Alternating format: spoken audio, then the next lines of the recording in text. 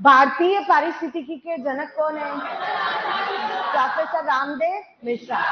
अगर इकोलॉजी की यूनिट्स देखें तो सबसे छोटी इकाई क्या है? बेसिक जीव, है ना। आधारभूत इकाई क्या है? जीव। जीव से मिलकर क्या बनता है? समष्टि। समष्टि से मिलकर क्या बनता है? समुदाय। समुदाय से पारितंत्र, और पारितंत्र से जीवोम, और जीवोम से जीवमंडल। वेरी गुड, बहुत बढ़िया बच्चे हो, अच्छे बच्चे हो। यस। अच्छा, अब बताओ पारिस्थितिकी की शाखाएं कितनी है? 2। पहली क्या है? स्व पारिस्थितिकी, और दूसरी क्या है? सम पारिस्थितिकी। अगर एक ही जाति के जीवों का अध्ययन करते हैं उसको क्या बोलते हैं? स्व पारिस्थितिकी। और अलग अलग जातियों का अध्ययन करते हैं उसको समुदाय पारिस्थितिकी, है ना, या सम पारिस्थितिकी उसको बोलते हैं। अच्छा, ये बताओ कि समष्टि से संबंधित 3 परिभाषाएं मैंने आपको बताई थी।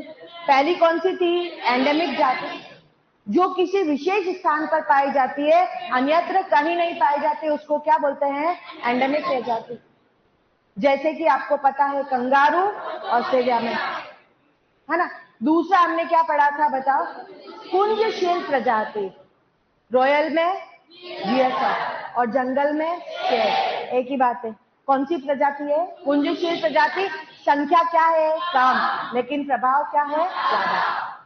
तेरे बिना मैं ना रहूं, मेरे बिना तू ना रहे। बताओ कौन सी प्रजाति? क्रांतिक योजक प्रजाति। और क्रांतिक योजक प्रजाति का पहला उदाहरण अपन ने क्या लिखा है? दीमक और ट्राइकोनिम्फा। ये लिख लिया था, पूरा पढ़ लिया था। यस। अब हम बात कर रहे हैं, अभी कोई लिखेगा नहीं, अभी पहले सिर्फ समझेंगे। अब हम बात कर रहे हैं समुदाय। बोलो क्या है? समुदाय, है ना। जीव हो गया, समष्टि हो गया, और अब हम बात कर रहे हैं समुदाय के बारे में। तो आपको पता है कि समुदाय का मतलब क्या होता है? अलग अलग जातियों का अध्ययन करना, अलग अलग जाति के जीवों का अध्ययन करना, अलग अलग जातियों के जीवों के समूह का अध्ययन करना क्या कहलाता है? बताओ। समुदाय कहलाता है ना। पहले हमने पढ़ा था सिर्फ ए का अध्ययन कर रहे थे, अभी हम A B C D E F सबका अध्ययन कर रहे हैं। तो अलग अलग जातियों का अध्ययन करना क्या कहलाता है? समुदाय कहलाता है। लेकिन अगर समुदाय के बारे में बात कर रहे हैं तो वहां पे 4 बातें आपको याद होनी चाहिए। समुदाय के गुण कितने हैं बताओ? 4। समुदाय के कोई गुण पूछेंगे तो समुदाय के 4 गुण आपको याद रखने हैं। पहला तो याद रखना है ऊंचाई व अक्षांश। बोलो क्या है? ऊंचाई व अक्षांश। ऊंचाई व अक्षांश ये समुदाय का गुण है। दूसरा गुण समुदाय के बारे में देखें तो वहां पर है जातीय विभिन्नता। बोलो क्या है? जातीय विभिन्नता या जातीय विविधता, स्पीशीज डाइवर्सिटी। और तीसरा गुण देखेंगे तो वो है प्रभाविता। बोलो क्या है? प्रभाविता। और चौथा गुण देखते हैं तो वो है स्तरीकरण। बोलो क्या है? स्तरीकरण। स्तरीकरण। बताओ कितने गुण है? 4। यहां से अक्षांश से जेईटी में भी क्वेश्चन आया हुआ है और आईसीआर में भी यहां से क्वेश्चन पूछा गया है। ठीक है। जाति और जातीय विविधता और प्रभाविता में से जातीय विविधता के ऊपर क्वेश्चन आया हुआ है, और स्तरीकरण आपके एनसीईआरटी में दे रखा है, तो यहाँ से सीयूईटी में भी आ सकता है और यहाँ से जेईटी में भी आ सकता है। तो देखो समुदाय के गुण कितने दे रखे हैं? 4।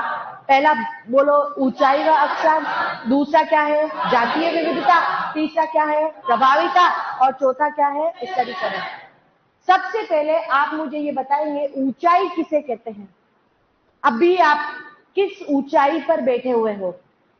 अभी तो हम टेबल पे बैठे हुए हैं, 10 सेंटीमीटर, 20 सेंटीमीटर, 50 सेंटीमीटर।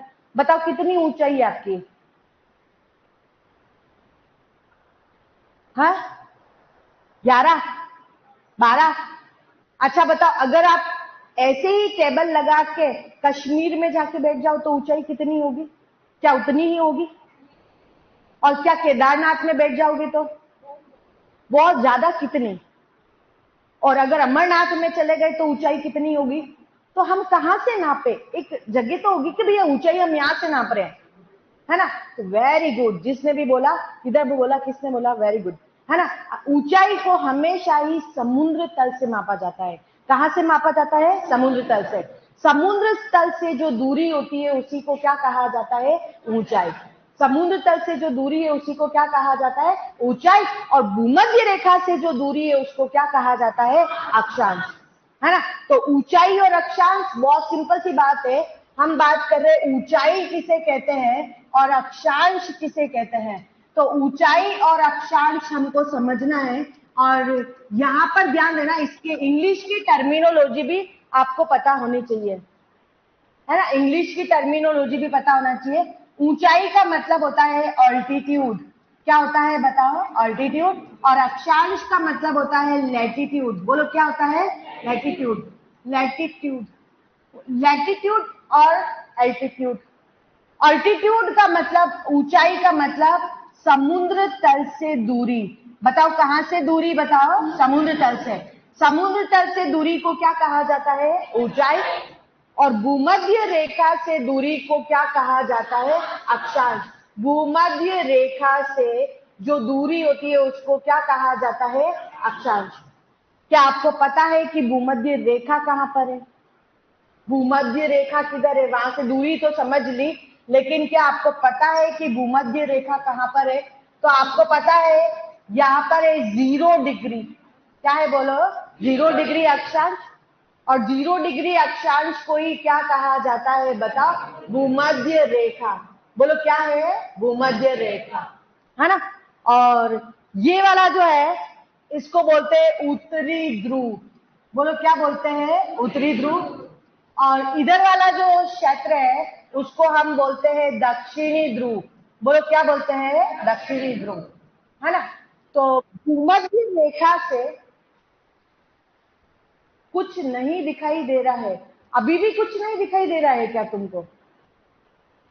यस बोलो बच्चों भाई। बाकी बच्चे भी जवाब दे, क्या दिखाई नहीं दे रहा है क्या? यस जो भी है जवाब दे। भूमध्य रेखा से हम जैसे जैसे ध्रुवों की तरफ बढ़ते हैं, तो 0 से थोड़ा सा आगे बढ़े तो वो हो गया 20 डिग्री उत्तर और 20 डिग्री दक्षिण। दिख रहा है बच्चों? सबको दिख रहा है? यस। और आगे बढ़े इधर तो क्या हो गया बताओ? 40 डिग्री उत्तर और ये हो गया 40 डिग्री दक्षिण। और आगे बढ़ेंगे तो बताओ 60 डिग्री उत्तर, और यहाँ पर भी क्या है बताओ? 60 डिग्री दक्षिण। और 90 डिग्री पे तो ध्रुव होते हैं, पता है आपको। तो भैया यहाँ पर थोड़ा सा ध्यान देना, यहाँ पर कि अगर हम बात कर रहे हैं इस वाले इलाके के बारे में, खाली यही वाला इलाका अपने को देखना है। इस इलाके के अंदर सूर्य का प्रकाश क्या है बताओ? ज्यादा। सूर्य की किरणें यहाँ पे क्या गिरती है बताओ? सीधी गिरती है। और सूर्य का प्रकाश ज्यादा है तो यहाँ पे वर्षा भी क्या है बताओ? ज्यादा। पसंद है ना वर्षा तुमको? संध्या, उषा पसंद है क्या? है ना। और वर्षा इनको पसंद है तो तुमको क्या पसंद है? प्रकाश पसंद है। प्रकाश पसंद है। यस। तो भैया यहाँ पे वर्षा ज्यादा है तो यहाँ पे तापमान भी क्या है बताओ? ज्यादा। वर्षा भी क्या है? ज्यादा। तापमान भी क्या है? ज्यादा। तो उत्पादकता भी क्या है? ज्यादा। और उत्पादकता ज्यादा है तो जातियों की संख्या भी क्या है? ज्यादा। और जातियों की संख्या ज्यादा है उसी को कहा जाता है जैव विविधता। बोलो क्या बोला जाता है? जैव विविधता। लेकिन इस क्षेत्र को कहते क्या है? तो इस क्षेत्र को कहते हैं उष्ण कटिबंधीय क्षेत्र। बताओ क्या बोलते हैं? उष्ण कटिबंधीय क्षेत्र। यह एक ट्रॉपिकल क्षेत्र या उष्ण कटिबंधीय क्षेत्र। तो अगर पूछा जाए सबसे ज्यादा जैव विविधता कहां पर पाई जाती है, तो उष्ण कटिबंधीय क्षेत्र में। अभी लिखना नहीं है बच्चों, अभी से समझना है, लिखवाने के लिए टाइम दूंगी मैं, है ना। उष्ण कटिबंधीय क्षेत्र 0 से 20 डिग्री उत्तर और 0 से 20 डिग्री दक्षिण का जो पूरा क्षेत्र है, इस क्षेत्र को क्या कहा जाता है? उष्ण कटिबंधीय क्षेत्र। बोलो क्या बोला जाता है? उष्ण कटिबंधीय क्षेत्र। और सबसे ज्यादा जातियों की संख्या कहां पर होती है? यहीं पर। जैसे जैसे हम ध्रुव से कहां पर जा रहे हैं, ये भूमध्य रेखा से अगर हम ध्रुवों की तरफ बढ़ेंगे तो तापमान क्या होगा? कम। क्योंकि यहाँ पे तो बर्फ जमी हुई है, यहाँ पर भी बर्फ जमी हुई है। तो जैसे जैसे हम भूमध्य रेखा से ऊपर जाएंगे वहां पे तापमान कम होता जाएगा, और जैसे जैसे तापमान कम होता जाएगा जैव विविधता क्या होती जाएगी, कम होती जाएगी। हम चाहे ऊपर जा रहे हैं चाहे हम नीचे जा रहे हैं, वहां पे तापमान क्या होता जाएगा, कम होता जाएगा, और जीवों की संख्या क्या होती जाएगी, बताओ, कम होती जाएगी।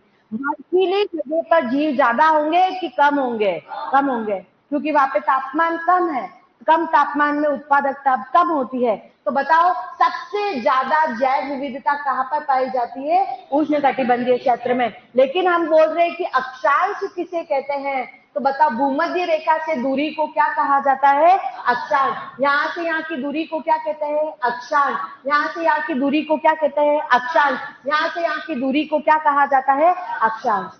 तो बताओ यहाँ पे क्वेश्चन पूछे कि सबसे ज्यादा जैव विविधता कहाँ पर पाई जाती है, तो हमने क्या बोला, उष्णकटिबंधीय क्षेत्र में। बोलो कहाँ पर पाई जाती है, उष्णकटिबंधीय क्षेत्र में। और उष्णकटिबंधीय क्षेत्र में एक क्षेत्र है, एक जंगल है, उसका नाम है अमेजन रेन फॉरेस्ट। बताओ क्या नाम है, अमेजन रेन फॉरेस्ट, अमेजन वर्षावन। बोलो क्या नाम है, अमेजन वर्षावन। और अमेजन वर्षावन में सबसे ज्यादा जैव विविधता पाई जाती है। सबसे ज्यादा जातियों की संख्या कहाँ पर पाई जाती है, अमेजन वर्षावन। सबसे ज्यादा जैव विविधता ये उष्णकटिबंधीय क्षेत्र का इलाका है। और यहाँ पे आपको देखते ही पता चल रहा है कि घना घना जंगल है, घना घना जंगल है, तो वहां पे बहुत सारी जातियां पाई जाती है, बहुत सारे जीव वहां पे पाई जाती है। अकेला ये अमेजन वर्षावन 20% ऑक्सीजन उत्पन्न करता है। पूरे विश्व की 20% ऑक्सीजन कौन उत्पन्न करता है, अमेजन वर्षावन। इसलिए इनको बोला जाता है पृथ्वी के फेफड़े। बोलो क्या बोला जाता है, पृथ्वी के फेफड़े। तो बताओ सीधा क्वेश्चन पूछेंगे, पृथ्वी के फेफड़े किसको कहा जाता है, अमेजन वर्षावन। सबसे ज्यादा जैव विविधता कहाँ पर पाई जाती है ना, अमेजन वर्षावन तो है ही है, लेकिन क्षेत्र कौन सा है, उष्णकटिबंधीय क्षेत्र। उष्णकटिबंधीय क्षेत्र कहाँ पर पाया जाता है, बताओ, उष्णकटिबंधीय क्षेत्र किस अक्षांश पर पाया जाता है, 0 से 20 डिग्री उत्तर और 0 से 20 डिग्री दक्षिण। लेकिन अगर हम पृथ्वी को वास्तव में इस ग्लोब को बनाते हैं तो यहाँ पे 20 की बजाय क्या होता है, 23.5 डिग्री उत्तर नॉर्थ और 23.5 डिग्री साउथ, है ना। वास्तव में तो यही होता है। तो आपको जो भी हमने याद रखने के लिए फटाफट 20, 40, 60 लिख लिया है, लेकिन वास्तव में होता तो क्या है, 23.5 डिग्री साउथ, 23.5 डिग्री नॉर्थ। तो सबसे ज्यादा ये वाला जो इलाका है, यहाँ पर सबसे ज्यादा बारिश होती है, तापमान सबसे ज्यादा होता है, तो जैव विविधता भी क्या होती है, बताओ, सबसे ज्यादा होती है। तो बताओ यहाँ पे पहली बात तो ये दो चीजें यहाँ से याद हो जाएगी। हमने क्या बोला, समुदाय के गुण। तो समुदाय का पहला गुण तो बताओ क्या है, ऊंचाई व अक्षांश। ऊंचाई का मतलब क्या हो गया, समुद्र तल से दूरी। अक्षांश का मतलब क्या हो गया, भूमध्य रेखा से दूरी। भूमध्य रेखा से ध्रुवों की तरफ बढ़ेंगे, तापमान कम होगा कि ज्यादा होगा, कम होगा। तो बताओ वहां पे जैव विविधता ज्यादा होगी कि कम होगी, कम होगी। अपने आप पता चल रहा है, यस। अच्छा बताओ, जातीय विविधता, सबसे ज्यादा जातीय विविधता कहाँ पर पाई जाती है, उष्णकटिबंधीय क्षेत्र में। बताओ कहाँ पर पाई जाती है, उष्णकटिबंधीय क्षेत्र में। ठीक है, तो ये दो गुण तो आपको याद हो गए। तीसरे और चौथा गुण अभी हम पढ़ते हैं, पहले इसको हम लिखना शुरू करेंगे। तो सभी बच्चे एक साथ लिखना शुरू करें। समुदाय, समुदाय में लिखना, किसी निश्चित क्षेत्रफल में, किसी निश्चित क्षेत्रफल में, किसी निश्चित क्षेत्रफल में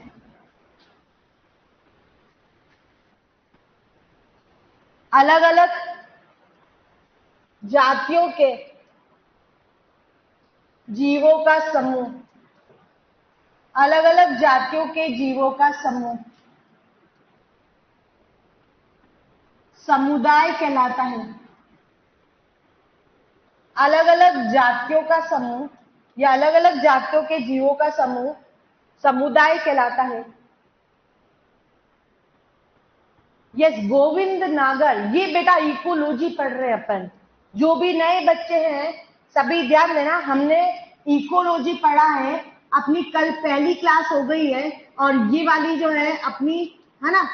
ये वाली क्लास अपनी दूसरी क्लास है, इकोलॉजी की दूसरी क्लास है। इकोलॉजी सीयूईटी का भी चैप्टर है और इकोलॉजी जो है वो जेईटी का भी चैप्टर है, इसलिए अपने दोनों में ही कॉमन चैप्टर शुरू करा है। ये सीयूईटी का भी है, जेईटी का भी है। जेईटी में इसमें लगभग मान के चलो 2 से 5 प्रश्न आएंगे, सीयूईटी में यहाँ पे मान के चलो 7 से 10 प्रश्न आएंगे। तो ये चैप्टर आपका 12th बोर्ड का चैप्टर नहीं है। ये चैप्टर जो है वो लॉन्गर बेस में अपन पढ़ रहे हैं, है ना। ये जेईटी सीयूईटी दोनों का कॉमन चैप्टर है इकोलॉजी। और इकोलॉजी में हमने पढ़ रहे हैं समुदाय। बोलो क्या पढ़ रहे हैं, बताओ, समुदाय। तो जिन बच्चे, जो भी नए बच्चे जुड़े हैं, वो प्रीवियस वाली क्लास, ऑनलाइन वाले प्रीवियस क्लास को देख लें। चले आगे, लिख लिया ये सभी ने। बताओ समुदाय के गुण कितने हैं? 4। पहला क्या है? ऊंचाई व अक्षांश। दूसरा क्या है? जातीय विविधता। तीसरा क्या है? प्रभाविता। और चौथा क्या है? स्तरीकरण। बताओ पृथ्वी के फेफड़े किसको बोलते हैं? क्वेश्चन आया हुआ है, अमेजोन, वर्षावन। लेकिन सबसे ज्यादा जातीय विविधता कहाँ पर पाई जाती है? उष्णकटिबंधीय क्षेत्र। बताओ कहाँ पर पाई जाती है? उष्णकटिबंधीय क्षेत्र। विश्व में सबसे ज्यादा जैव विविधता उष्णकटिबंधीय क्षेत्र अमेजन वर्षावन में पाई जाती है, राइट। भारत में कहां पर पाई जाती है और राजस्थान में कहां पर पाई जाती है? ये आपका होमवर्क है ना, इसको ढूंढ के लाओगे। तो भाई ध्यान देना, ये समुदाय के गुण हो गए, चारों लिख लिए।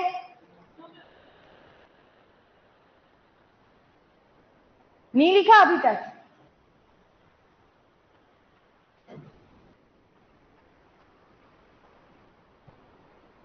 हाँ, ये यही पढ़ाना शुरू किया है बेटा। आज अपन ने यही पढ़ना अभी शुरू किया है। समुदाय किसे कहते हैं? किसी निश्चित क्षेत्रफल में अलग अलग जातियों के जीवों का समूह मिलकर बनाता है समुदाय। और समुदाय को ही कहते हैं कम्युनिटी। कम्युनिटी के ये 4 गुण है। पहला है ऊंचाई व अक्षांश, दूसरा है जातीय विविधता, तीसरा है प्रभाविता और चौथा है स्तरीकरण।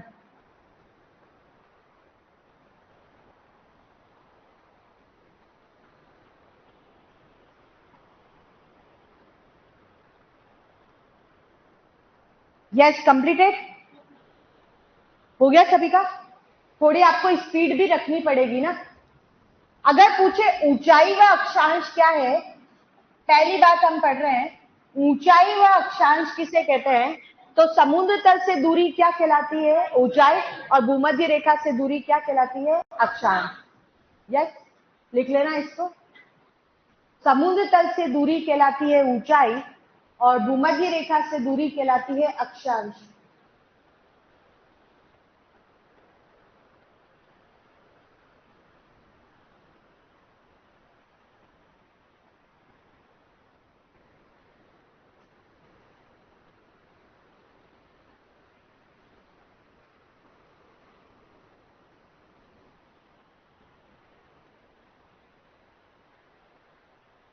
हाँ भाई, कविश, मेरा नाम है अर्चना बया जैन। अर्चना जैन, अर्चना बया। कल के लिए 2 पेज छोड़ने हैं, कल के लिए 2 पेज। कल के लिए 2 पेज छोड़ दो, 2 ही पेज लिखे थे ना। एक पेज ही था वैसे तो। हाँ, चलो, समुद्र तल से दूरी को क्या कहा जाता है? ऊंचाई। और भूमध्य रेखा से दूरी को क्या कहा जाता है? अक्षांश। राइट, लिख लिया सभी ने? चलो, पीछे दोनों नए बच्चे आए हो, तुम कहां से आए? खड़े हो ना, ये बनाओ जब तक।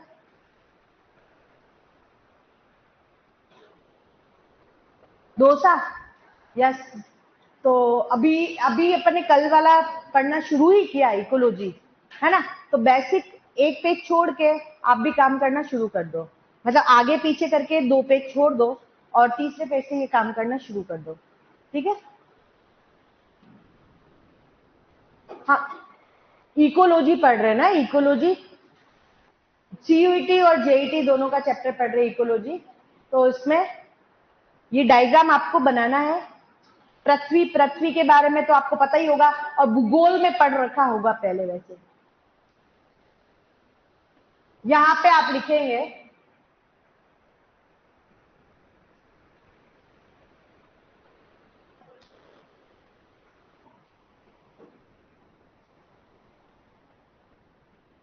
सबसे अधिक जैव विविधता, सबसे अधिक जैव विविधता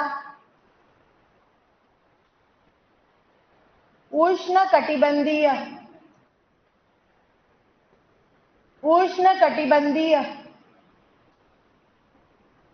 क्षेत्र में पाई जाती है। सबसे अधिक जैव विविधता कहां पर पाई जाती है? उष्णकटिबंधीय क्षेत्र में पाई जाती है। और क्यों पाई जाती है वो तो अपन बाद में लिखेंगे।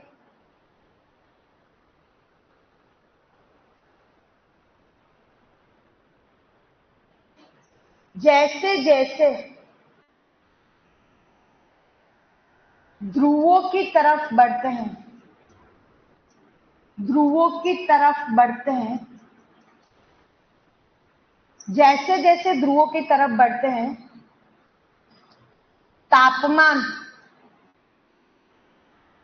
कम होता जाता है।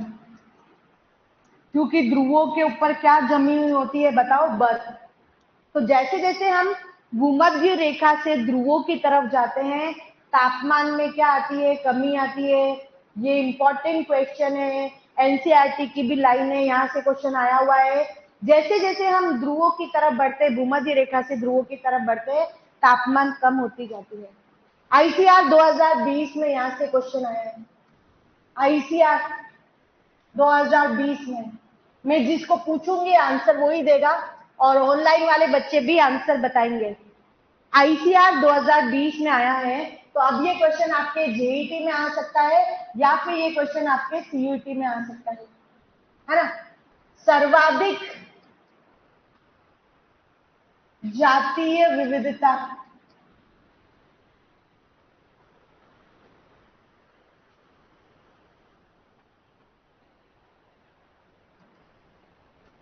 सबसे अधिक जैव विविधता किस अक्षांश पर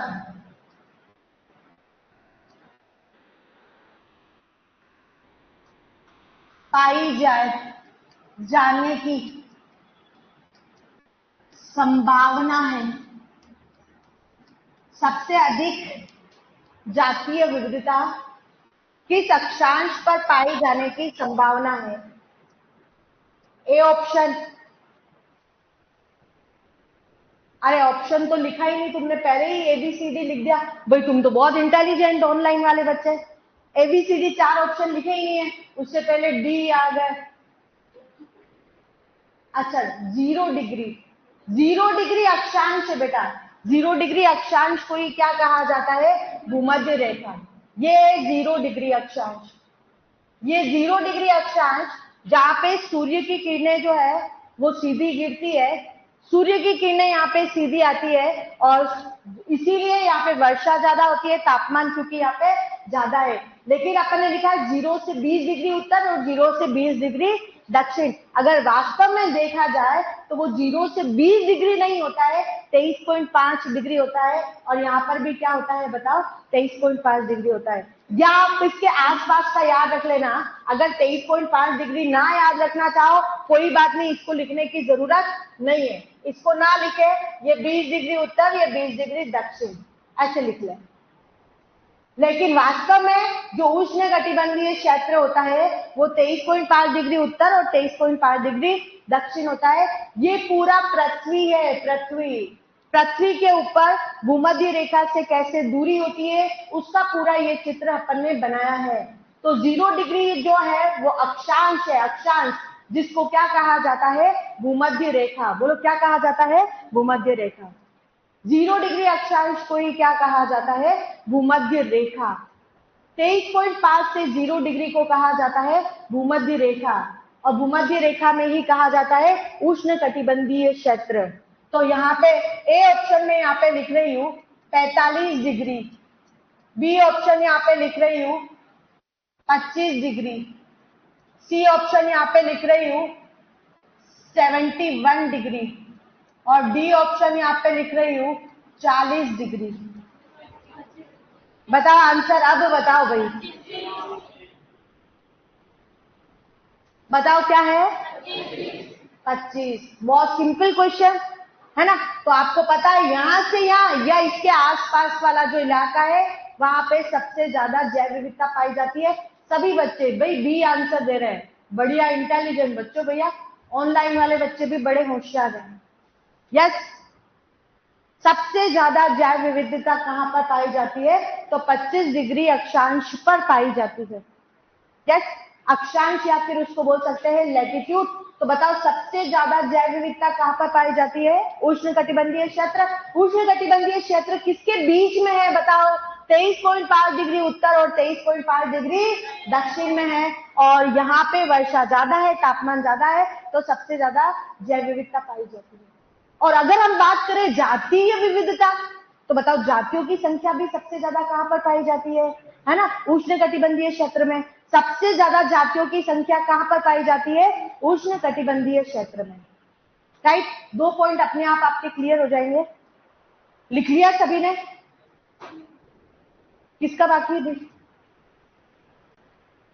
जल्दी थोड़ा स्पीड से लिखेंगे।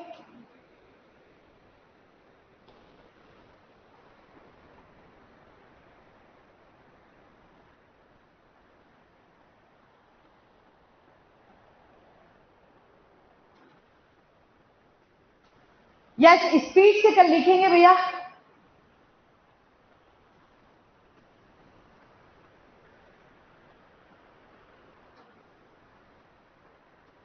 इधर से बॉयज किसका लिखना बाकी है? डन? Girls done? चलो नेक्स्ट दूसरा लिखना है,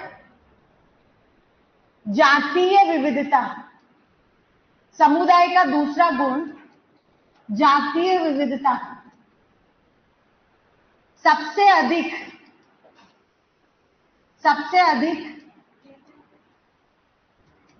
जातीय विविधता कहां पर पाई जाती है? जल्दी बताओ।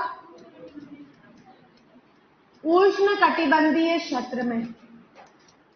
उष्ण कटिबंधीय क्षेत्र में पाई जाती है। लेकिन जातीय विविधता को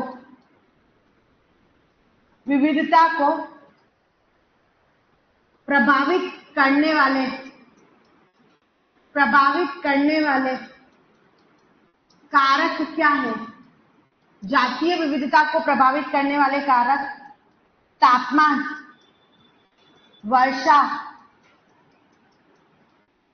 वर्षा का मतलब ही यहाँ पे क्या हो गया? जल। तापमान, जल, प्रकाश और मृदा। जातियों की संख्या सबसे ज्यादा हमने क्या बोल रहे हैं? उष्ण कटिबंधीय क्षेत्र में पाई जाती है, लेकिन वो किन कारकों के ऊपर निर्भर करती है? 4 कारकों के ऊपर निर्भर करती है, तापमान, जल, प्रकाश और मृदा। तापमान ज्यादा है तो जातियों की संख्या क्या होगी? ज्यादा, है ना। और तापमान कम है तो जातियों की संख्या भी क्या होगी बताओ? कम होगी। तो बताओ सबसे महत्वपूर्ण कारक इसमें से कौन सा है?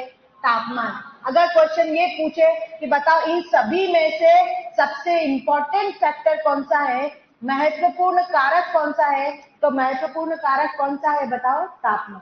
तापमान के आधार पर ही वहां पे जातियों की संख्या पाई जाती है। तो दूसरा पॉइंट जातीय विविधता, सबसे अधिक जातीय विविधता। अभी लिखना छोड़ दो, 2 मिनट लिखना छोड़ दो। सबसे अधिक जातीय विविधता कहां पर पाई जाती है बोलो? उष्णकटिबंधीय क्षेत्र में। जातीय विविधता को प्रभावित करने वाले कितने कारक है? 4। पहला बोलो क्या है? तापमान, दूसरा जल, तीसरा प्रकाश, चौथा मृदा। सबसे इंपॉर्टेंट कारक कौन सा है? तापमान। ठीक है, उसके बाद आता है यहाँ पर तीसरा जो कारक है उसको कहा जाता है प्रभाविता। बोलो क्या है? प्रभाविता। तीसरा गुण क्या कहलाता है बताओ? प्रभाविता। प्रभाविता डोमिनेंस। प्रभाविता को ही क्या कहा जाता है? Dominance.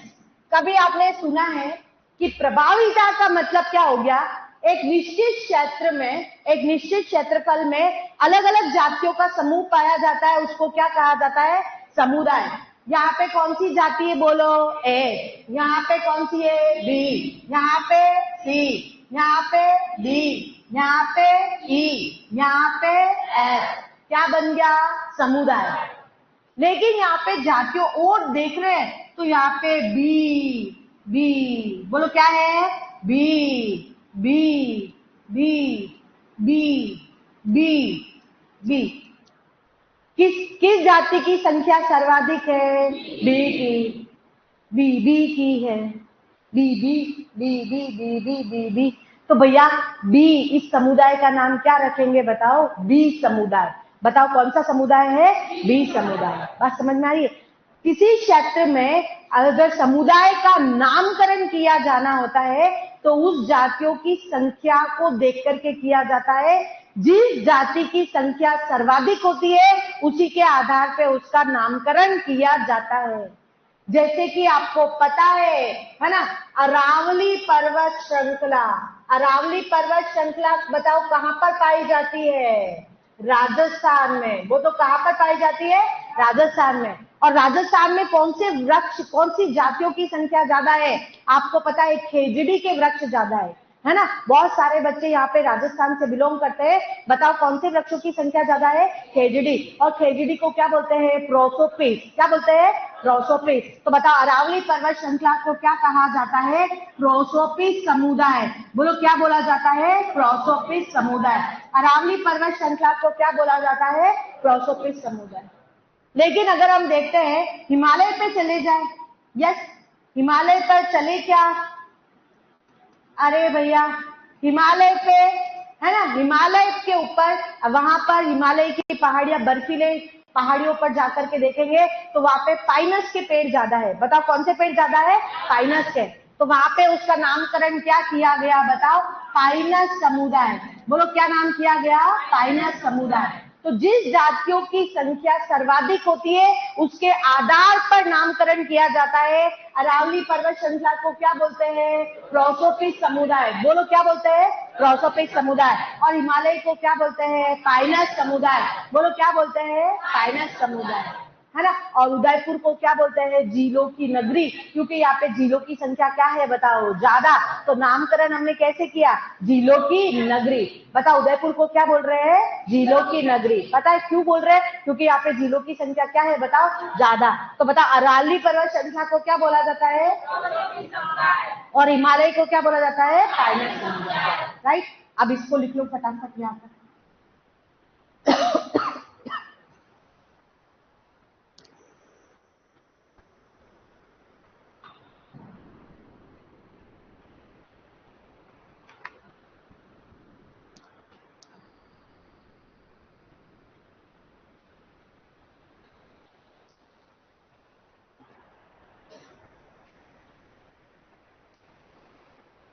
Yes Thakur SP Singh. इसके पहले आज अपनी कल एक क्लास हुई थी और उसके बाद आज की क्लास है अपने, है ना। इसके पहले कुछ नहीं हुआ है, केवल इसके पहले कल क्लास हुई है और फिर आज की क्लास हुई है। ये दूसरी क्लास हुई है।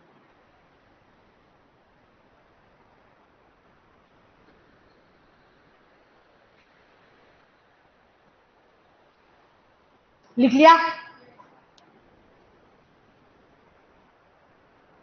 थोड़ा लिखने की स्पीड मेंटेन रखना बच्चों, थोड़ा स्पीड से लिखना, क्योंकि ये थ्योरेटिकल चैप्टर है। तापमान महत्वपूर्ण कारक क्यों है? सुभाष यस, क्यों है बताओ भाई? क्योंकि तापमान के कारण ही तो जातियों की संख्या होगी। तापमान ज्यादा होगा तो वर्षा क्या होगी? ज्यादा। और वर्षा ज्यादा होगी तो वहां पे जातियों की संख्या क्या होगी? ज्यादा। ज्यादा पेड़ पौधे लगेंगे, ज्यादा पेड़ पौधे लगेंगे तो उसके ऊपर रहने वाले जीव भी क्या होंगे बताओ? ज्यादा। तो इसलिए तापमान क्या है बताओ? महत्वपूर्ण कारक है। यस, चले आगे। हो गया सभी का? चलो नेक्स्ट लिखना प्रभाविता। किसी क्षेत्र में, किसी क्षेत्र में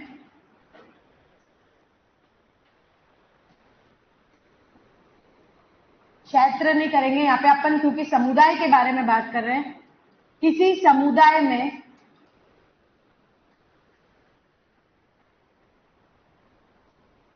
जिस जाति की संख्या, जिस जाति की संख्या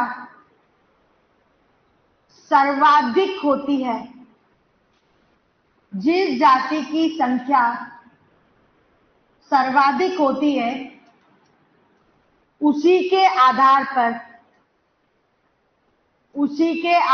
पर समुदाय का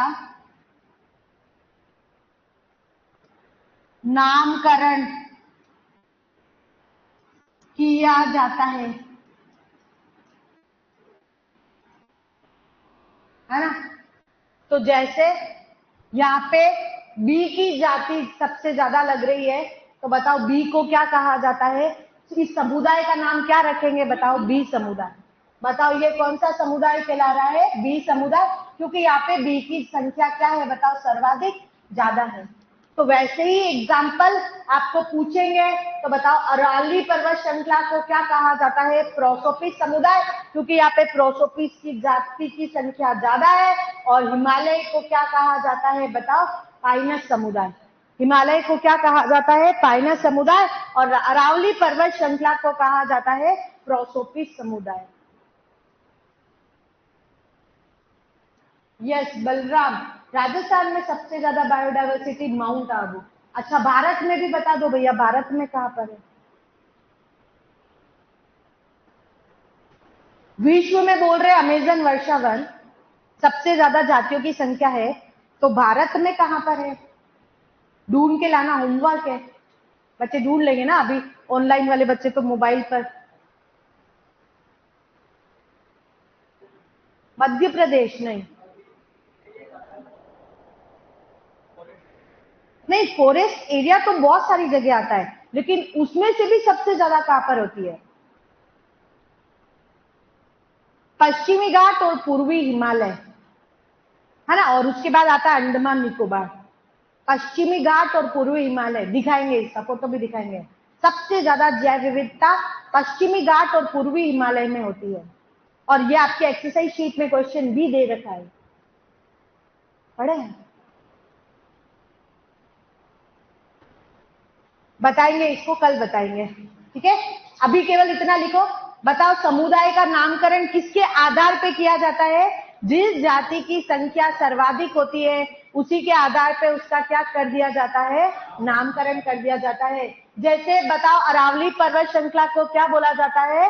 प्रोसोपिस समुदाय। अरे बच्चों बोलो भाई, एनर्जी कहाँ गई तुम्हारी, एटीपी। बताओ अरावली पर्वत श्रृंखला को क्या बोला जाता है? प्रोसोपिस समुदाय। और हिमालय को क्या बोला जाता है? पाइनस समुदाय। यस।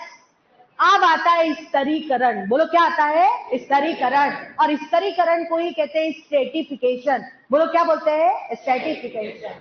स्तरीकरण का मतलब क्या होता है, लिख लिया सभी ने? किसी का बाकी तो नहीं? चलो नेक्स्ट चौथा, अभी लिखना नहीं है, अभी पहले समझना है। ये स्तरीकरण, बोलो क्या है? स्तरीकरण। और स्तरीकरण को ही कहते हैं स्ट्रेटिफिकेशन। बोलो क्या है? स्ट्रेटिफिकेशन। देखो एक जंगल है, माना कि क्या है बताओ, एक जंगल।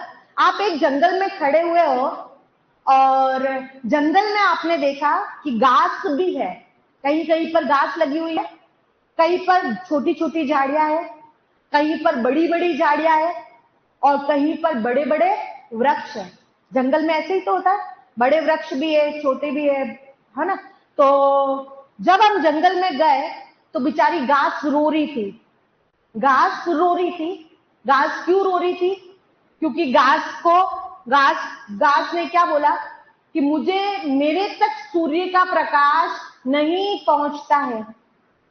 सूर्य का प्रकाश क्यों नहीं पहुंचता है? क्योंकि मेरे ऊपर इतना बड़ा वृक्ष लगा हुआ है, तो सूर्य का प्रकाश बेचारी घास तक नहीं पहुंचता है। बोले मैं तो प्रकाश संश्लेषण करके अपना भोजन बना ही नहीं सकती हूँ, भूखी रह जाती हूँ। जैसे कि अगर सिंपल सी बात है, अगर आपकी लाइन बनवाई जाए तो बताओ सबसे आगे किसको खड़ा करेंगे? सबसे आगे मुझे लगता है आपकी सारी क्लास में से सबसे टिंगी तो मैं ही दिख रही हूँ, तो मैं सबसे आगे, फिर उसके बाद उससे लंबा, फिर लंबा, फिर लंबा, फिर लंबा। सबसे लंबा कौन है? मुझे लग रहा है इधर वो पीछे वाले बच्चे, कुछ एक दो बच्चे, उनको सबसे लास्ट में खड़ा करेंगे। क्या हम ऐसा करेंगे क्या? सबसे लंबे हमने आगे आगे खड़े कर दिए और पीछे वाले इनको खड़ा कर दिया, ये इसको इसको इसको। सबसे छोटे।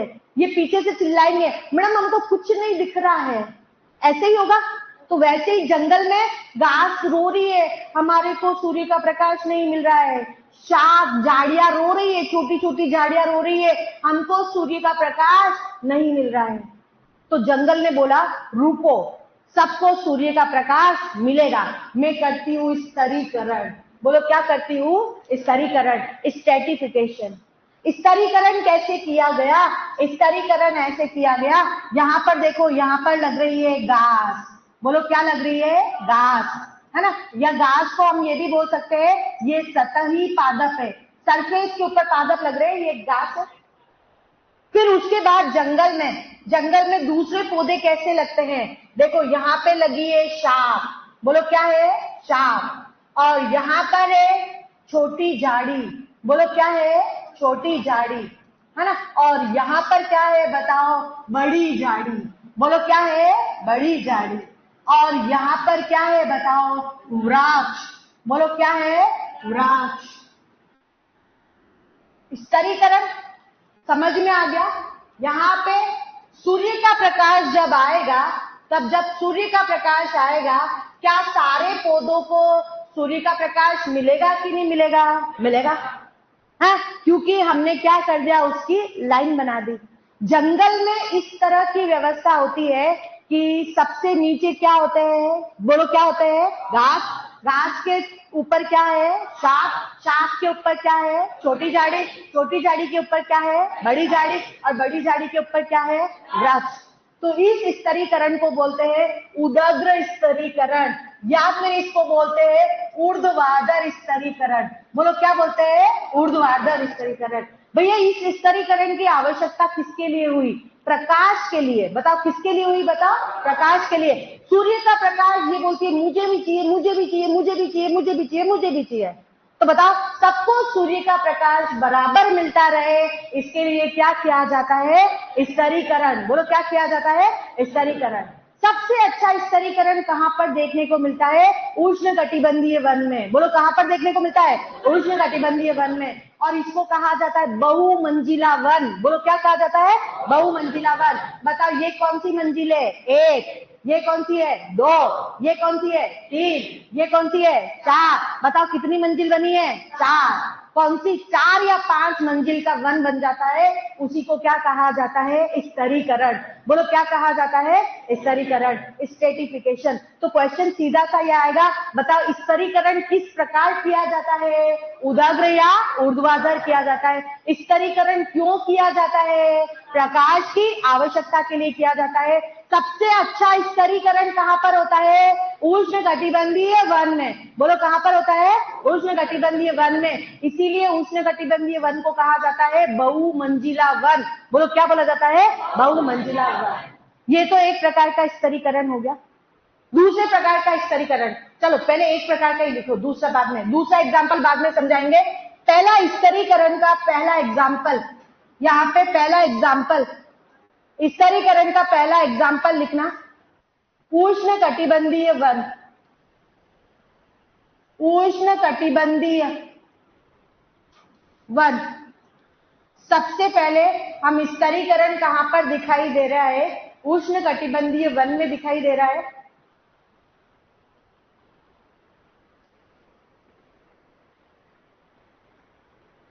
सर्वाधिक जैव विविधता राजस्थान उदयपुर के गमदार वन में पाई जाती है। गमदार वन, वाह, गमदार वन। मैं तो कभी गई नहीं इस वन में। गमदार वन।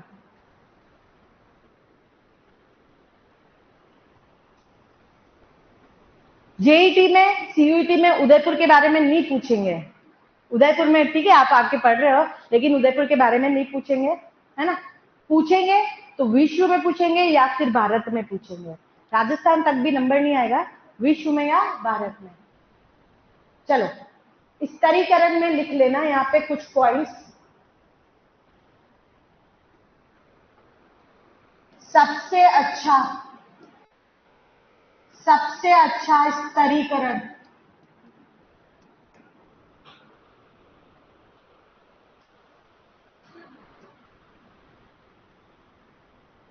सबसे अच्छा स्तरीकरण उष्ण कटिबंधीय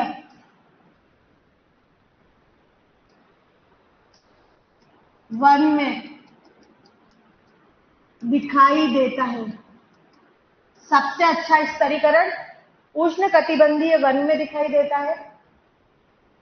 ठीक है, उसके बाद लिख लेना प्रकाश की आवश्यकता के लिए, प्रकाश की आवश्यकता के लिए स्तरीकरण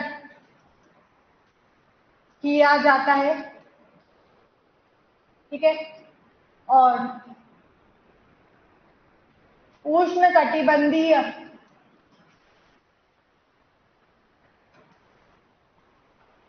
वन को क्या कहते हैं?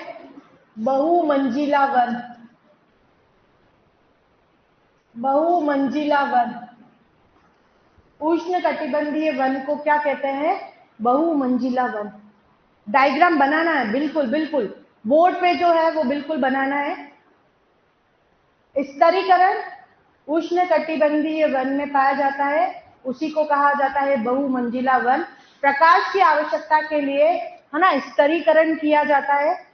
हम ये एग्जाम्पल देख रहे हैं उष्ण कटिबंधीय वन के अंदर, और यहाँ से जो भी क्वेश्चन आएंगे हम आसानी से कर लेंगे। स्तरीकरण का मतलब प्रकाश की आवश्यकता के लिए, है ना, प्रकाश की आवश्यकता के लिए जीवों का स्तर विन्यास, जीवों की व्यवस्था किस प्रकार से होती है, उसी को क्या कहा जाता है? स्तरीकरण। प्रकाश की आवश्यकता के लिए, है ना, सभी जीवों को प्रकाश बराबर मिलता रहे, उसकी आवश्यकता के लिए स्तर विन्यास किया जाता है, उसी को क्या कहा जाता है? स्तरीकरण। या जीवों की व्यवस्था किस प्रकार होती है, उसी को क्या कहा जाता है? स्तरीकरण। सबसे अच्छा स्तरीकरण हमको देखने को मिलता है उष्ण कटिबंधीय वन में।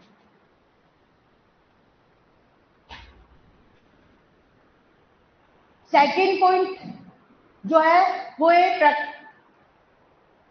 प्रकाश की आवश्यकता के लिए स्तरीकरण किया जाता है। प्रकाश की आवश्यकता के लिए स्तरीकरण किया जाता है।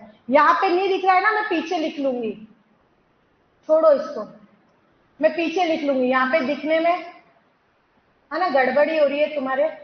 पहले ये चित्र बना लो, फिर पीछे लिख लेंगे। बना लिया चित्र? चलो भले चित्र बाद में बना लेना, पहले लिख लो, लिख लो। सबसे अच्छा स्तरीकरण, सबसे अच्छा स्तरीकरण कहां पर देखने को मिलता है? उष्ण कटिबंधीय वन में। उष्ण कटिबंधीय वन में, पहले लिख लो इसको साथ में। दूसरा, प्रकाश की आवश्यकता के लिए, प्रकाश की आवश्यकता के लिए स्तरीकरण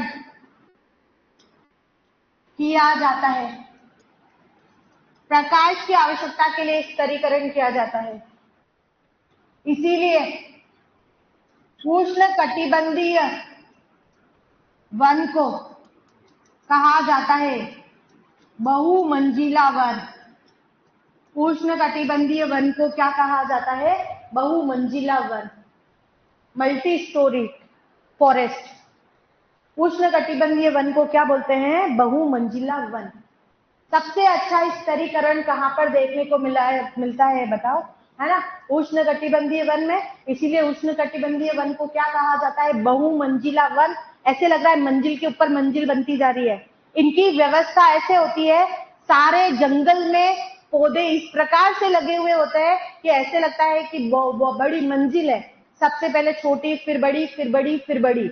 तो इसीलिए उसको क्या कहा जाता है? बहुमंजिला वन। तो बताओ सबसे अच्छा स्तरीकरण कहां पर होता है? उष्ण कटिबंधीय वन में। प्रकाश की आवश्यकता के लिए क्या किया जाता है? स्तरीकरण। और उष्ण कटिबंधीय वन को क्या बोला जाता है बताओ? बहुमंजिला वन। लिख लिया सभी ने? चलो ये लिख बना लो। स्तरीकरण कैसा होता है? उदग्र या ऊर्ध्वाधर होता है?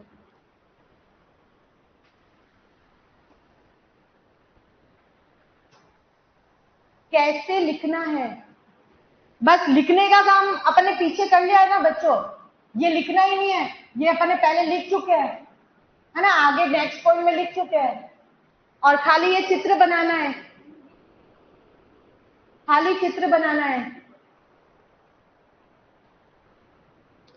यस, घास, शाख, छोटी झाड़ी, बड़ी झाड़ी और वृक्ष।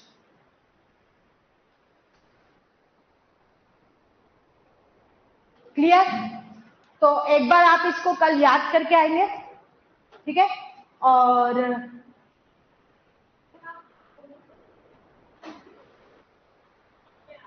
वो बताएंगे।